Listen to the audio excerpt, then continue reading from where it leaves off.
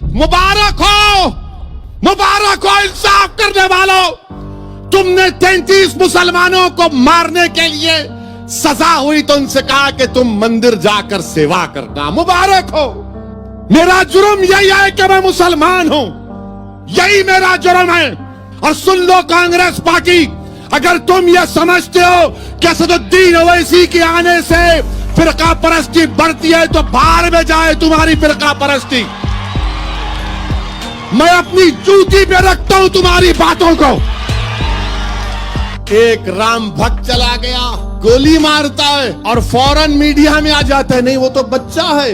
तो फिर बिदर के जो बच्चों ने कहा था कहां गई तुम्हारी मोहब्बत? दिमाग बोलेगा शाह से लड़ेगा, दिमाग बोलेगा मर जाएगा, दिल बोलेगा अरे हट बाजू, अब मौत के लिए मैं तैयार हूं, मैं जिंदा रहना चाहता हूं।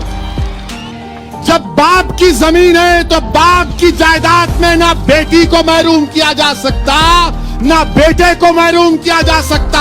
ये मेरे बाप का मुल्क है। हाँ, एक चीज हमारे पास है, दबा के गुलबर्गे की थारी खाओ।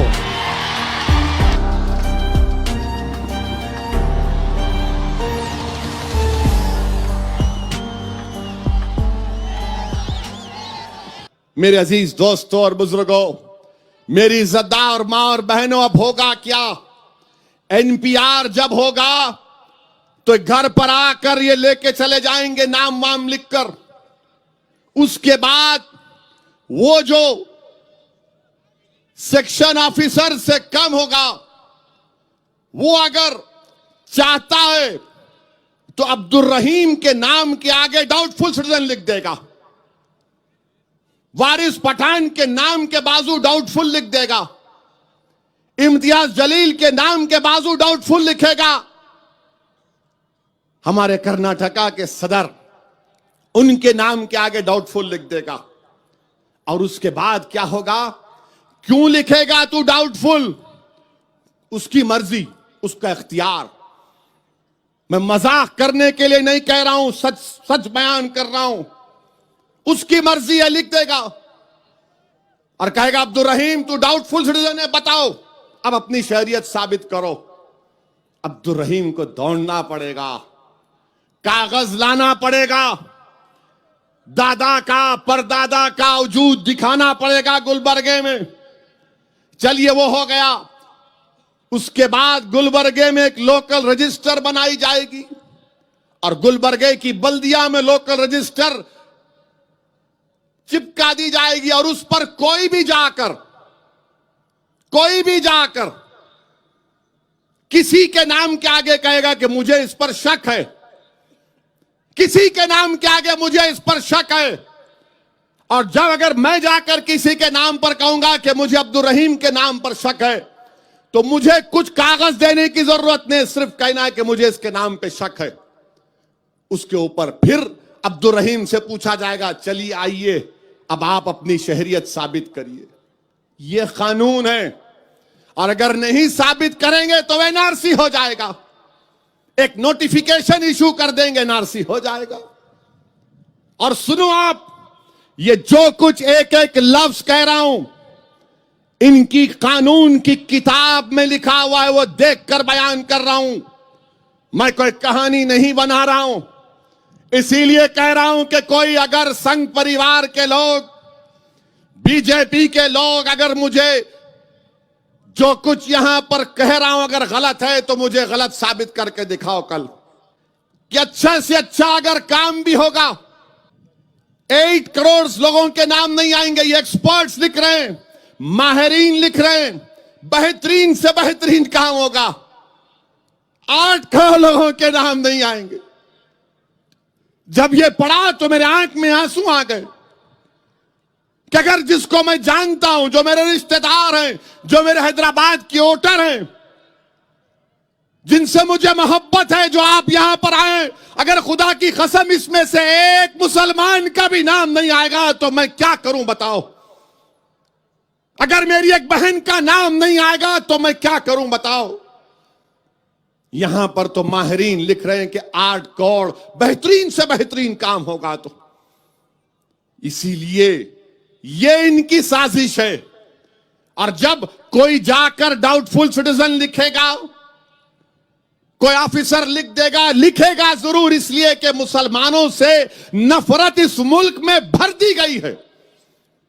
क्या मिसालें दूं तुम्हारे सामने, कौन कौन सी मिसालें दूं? क्या तुमने नहीं देखा कि पुडुचेरी में एक हमारी बच्ची बेटी गोल्ड मेडल जीती? गोल्ड मेडल लेने जाना था प्रेसिडेंट ऑफ इंडिया, सदर जमहूरिया से, तो यूनिवर्सिटी के लोगों ने कहा कि बेटी तुमको हम जाने नहीं दे सकते। उसने पूछा क्यों? मैंने मेहनत करके गोल्ड मेडल जीता। तो यूनिवर्सिटी के लोगों ने कहा कि नहीं, तुम्हारे सर पर हिजाब है, कहीं तुम जाकर प्रेसिडेंट के सामने CAA के खिलाफ एहतजाज ना कर दो। गोल्ड मेडल बच्ची जीती, हमारी बेटी जीती। आप बताइए, और ये लोग कहते हैं कि डरने की जरूरत नहीं है, परेशान होने की जरूरत नहीं है। यकीनन परेशान होने की जरूरत है। और मैं अपनी मां बहनों की मौजूदगी में कह रहा हूं, मैं आपका भाई हूं, आपका बेटा हूं।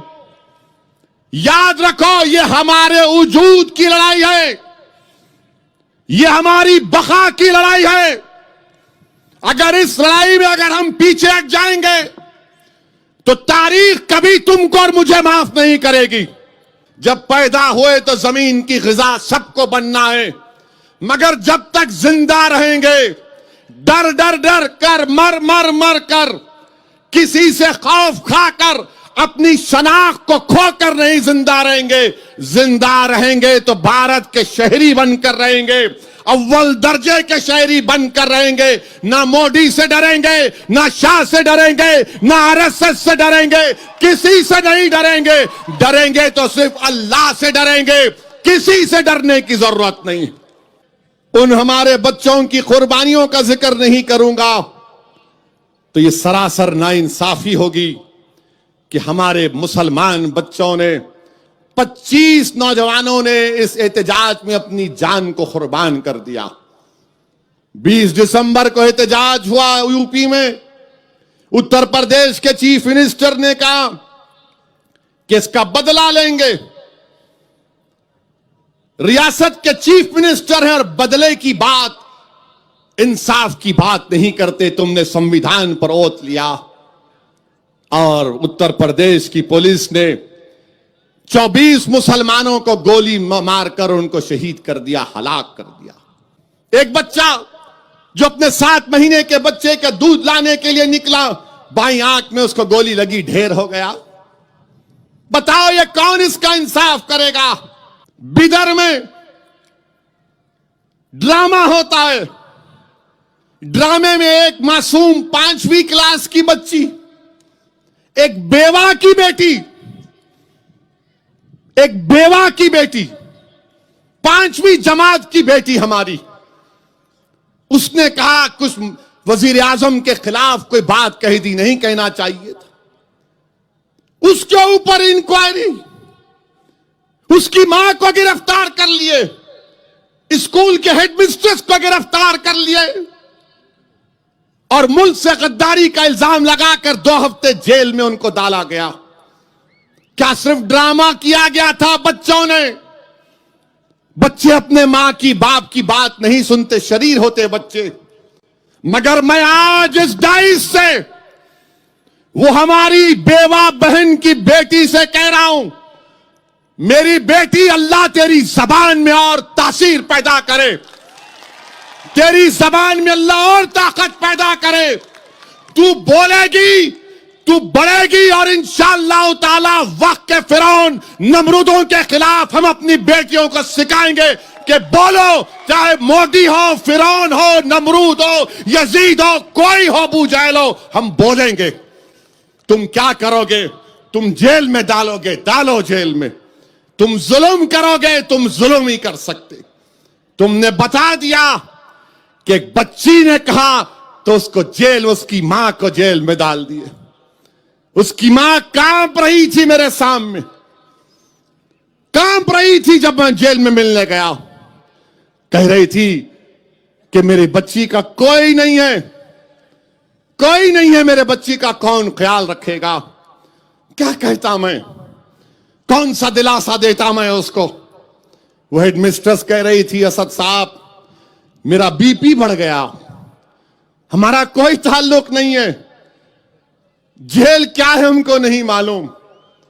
मगर नरेंद्र मोदी और बीजेपी ने एक बेवा को और एक ज़ईफ औरत को जेल में डाला सेडेशन के केस के ऊपर। मेरे अजीज दोस्तों और बुजुर्गों, क्या जुल्म है ये, क्या इंसाफ है ये कि गुजरात में जिसने 33 मुसलमानों को काटा, जिसने गुजरात में 33 मुसलमानों को काट कर हलाक किया, कोर्ट ने सजा दी। मुबारक हो, मुबारक हो इंसाफ करने वालों, तुमने 33 मुसलमानों को मारने के लिए सजा हुई तो उनसे कहा कि तुम मंदिर जाकर सेवा करना। मुबारक हो, मुबारक हो कि माया कोटनानी और बाबू बजरंगी, जिन्होंने हामिला मुस्लिम महिलाओं के पेट को काट कर उनको मारा, कोर्ट ने सजा दी, वो बेल पर है। मुबारक हो इंसाफ करने वालों, मुबारक हो। और हमारे मुकद्दर में हमारी बहनों को सेडेशन का चार्ज एनएसए लगता है। वो डॉक्टर कफील के ऊपर डॉक्टर है और एनएसए लग जाता है। मुबारक हो, मुबारक हो, तुम इंसाफ कर रहे हो, तुम इंसाफ कर रहे हो, हम देख रहे हैं। मगर खुदा की कसम हम नहीं भूलेंगे इसको, तुम्हारा इंसाफ, तुम्हारा जुल्म हम नहीं भूलेंगे, हम इसको याद रखेंगे। एक डॉक्टर है तो उसके ऊपर एनएसए, और एक उत्तर प्रदेश का चीफ मिनिस्टर है जो कहता है गोली मारो, बिरयानी मत दो। और एक मिनिस्टर है मोदी की कैबिनेट का जिसका नाम अनुराग ठाकुर है, वो कहता है कि देश के गद्दारों को गोली मारो। उनके ऊपर कुछ नहीं, कोई केस नहीं, कोई केस नहीं। और हमारी मासूम बच्चियों के ऊपर उनको पूछताछ की जाती है। 4th क्लास की बच्चियां, 5th क्लास की बच्चियां, पुलिस जाकर उस स्कूल में क्वेश्चनिंग करती है 3-3 घंटे बच्चों से। मैं जब वो देखा वीडियो, मेरे आंख से आंसू निकल गए। मैंने कहा अल्लाह, अब ये दिन भी हमको देखना पड़ रहा है कि हमारे मासूम बच्चों को पुलिस क्वेश्चनिंग करेगी।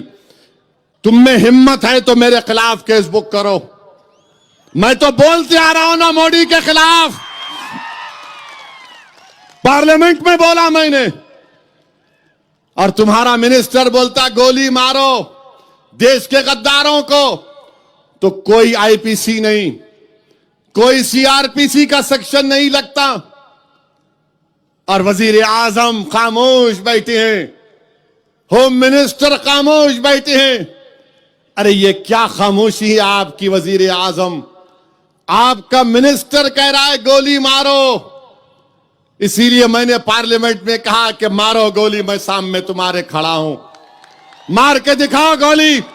30 जनवरी को जामे मिलिया के बच्चे जुलूस निकाल रहे हैं, सत्याग्रह कर रहे हैं। एक राम भक्त चला गया, गोली मारता है और फौरन मीडिया में आ जाता है, नहीं वो तो बच्चा है, जुवेनाइल है। तो फिर बिदर के जो बच्चों ने कहा था कहां गई तुम्हारी मोहब्बत, वो हिंदू था तो उससे मोहब्बत, और वो बिदर के बच्चे मुसलमान की औलाद थे तो उनसे मोहब्बत नहीं। मेरा जुर्म यही है कि मैं मुसलमान हूं, यही मेरा जुर्म है। अब खुलकर बोला जाएगा, अल्फाज को चाप कर नहीं कहा जाएगा। और सुन लो कांग्रेस पार्टी, अगर तुम ये समझते हो कि असदुद्दीन ओवैसी के आने से फिरका परस्ती बढ़ती है तो बाहर में जाए तुम्हारी फिरका परस्ती। मैं अपनी जूती पे रखता हूं तुम्हारी बातों को, बहुत हो गया, तुम्हारी जरूरत नहीं है हमको। हमारी बर्बादी के राज, तुम्हारी दास्तानें तुम्हारे घर से शुरू होती हैं। और मैं गुलबर्गे की आवाम से कह रहा हूं, खुदा की कसम है तुमको, किसी से डरने की जरूरत नहीं है तुमको। अब किसी से डरने की जरूरत नहीं है आपको। अब कब तक डरोगे? क्या किया कांग्रेस ने कि नहीं नहीं ओवैसी आएगा, रे आएगा ओवैसी। जब तक जिंदा रहे इन तमाम को ओवैसी बनाकर मरेगा इंशाअल्लाह ताला। आपने बीजेपी को वोट दिया, यहां से बोलो, डरो मत। क्या तुमने बीजेपी को वोट दिया? खड़गे साहब को वोट दिया। तो फिर कैसा जीती बीजेपी? यहां से कैसा जीती? अरे कांग्रेसियों, तुम्हारे गिरेबान में गंदगी भरी हुई है। महासेवा करो, गर्दन जो मोटी हो गई कम करो, झुक के देखो, नजरें नीची करो। अब तुम्हारे पास इख्तिदार नहीं है, ना कभी आएगा इंशाअल्लाह ताला। और गुलबर्गे में इंशाअल्लाह ताला एक नई तारीख हम रकम करके रहेंगे। मैं आप तमाम से अपील कर रहा हूं कि आप हम दीवानों का साथ दो।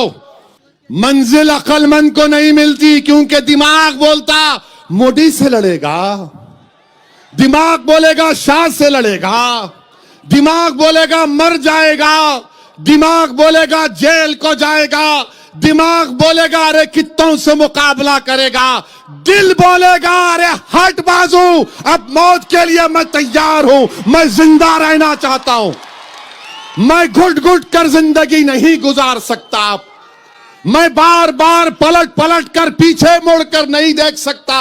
अरे कौन आ रहा, कौन आ रहा? अब कोई कुछ आने वाला नहीं है। ना आसमान से फरिश्ते आएंगे, ना जमीन से कोई निकल कर आएगा। इस मुल्क में हमको अपने फैसले, अपने कुव्वत बाजू के ऊपर, अपने इत्तेहाद के ऊपर, संविधान पर भरोसा करके एक सियासी कुव्वत बनाना पड़ेगा।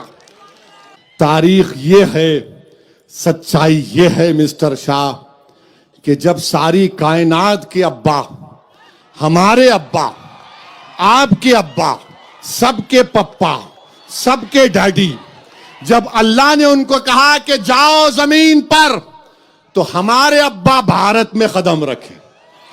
और हमारे अब्बा का नाम हजरत आदम अलैहिस्सलाम। जब अब्बा जमीन पे कदम रखे, जब अब्बा जमीन पे कदम रखे, तो जमीन किसकी हुई? जमीन किसकी हुई? बोलो, जमीन बाप की हुई नहीं हुई? जब बाप की जमीन है तो बाप की जायदाद में ना बेटी को महरूम किया जा सकता, ना बेटे को महरूम किया जा सकता। ये मेरे बाप का मुल्क है और कोई ताकत मुझे यहां पर दूसरे दर्जे का शहरी नहीं बना सकती। कांग्रेस बोलेंगे कुछ मत बोलो मियां, खामोश बैठो, कुछ मत बोलो। अगर कुछ बोले तो उनको फायदा होता। अरे दीवाने, सब फायदा उठा लिए, तेरे को क्या मिला? तेरे को क्या मिला? कुछ भी नहीं मिला। गुलाब जामुन भी नहीं मिला, कुछ नहीं मिला। हां, एक चीज हमारे पास है, दबा के गुलबर्गे की थारी खाओ, दबा के खाओ। आज दोपहर में खाया अब्दुल रहीम के पास में, फुल मजे की थी। पूछ के पूछा, मला बताओ नंबर 1 है या नंबर 2 है? तो बोले नहीं साहब, इसमें नहीं, नो प्रॉब्लम। क्या है आपके पास? देखिए आपने कि आप पार्टी ने कह दिया हनुमान के हम भक्त हैं, बीजेपी राम की भक्त है, कांग्रेस शिवा की भक्त है। मेरे अजीज दोस्तों और बुजुर्गों, फख्र से बोलो हम मुसलमान हैं, डरने की जरूरत नहीं है। उन्होंने बोल सकते तो मजलिस भी बोलेगी कि हम भारत के मुसलमान हैं, अल्लाह को मानने वाले हैं, संविधान को मानते रहेंगे और भारत में बहैसियत मुसलमान हम अपनी लड़ाई को संविधान के दायरे में लड़ेंगे। अमित शाह ने कहा कि आप आकर मिल सकते, तो पूरे शाहीन बाग की हमारी दादियों ने, नानियों ने कहा कि शाह हम कल 2 बजे आ रहे। तो गवर्नमेंट बोली नहीं नहीं नहीं आना। तो हमारे भी ज़ईफ माएं, दादियां, नानी अल्हम्दुलिल्लाह, उन्होंने बोले नहीं हम आ रहे, और जिस किसी को हमारे साथ चलना हो। अब दिल्ली की पुलिस परेशान, बहरहाल मेरी इज्जतदार माँ और बहनों, मैं आपसे पूछना चाहता हूं अपनी बात को खत्म करने से पहले, क्या ये पूरा हजारों का मजमा CAA के खिलाफ है? यहां भी बोलो भाई, क्या आप CAA के खिलाफ हैं? क्या आप NPR के खिलाफ हैं? क्या आप NRC के खिलाफ हैं? क्या आप मोदी के खिलाफ हैं? क्या आप फिरका परस्ती के खिलाफ हैं? क्या आप सेकुलरिज्म को मजबूत करेंगे? क्या आप सेकुलरिज्म को मजबूत करेंगे? तो मेरे अजीज दोस्तों और बुजुर्गों, एहतजाज को पुरअमन तरीके से जारी रखिए। मैं फिर से अब्दुल रहीम साहब का और तमाम का शुक्रिया अदा करता हूं। अस्सलाम वालेकुम व रहमतुल्लाहि व बरकातुहू। This video is sponsored by Mahalakshmi Jewelers, Mobile Master, Shaheen Group of Institutions, Biggie's Burger and More, Newson Fabrics Clothes Store, Shweta Dentistry, MAMPU College, Orbis International School, and by Asian Mall.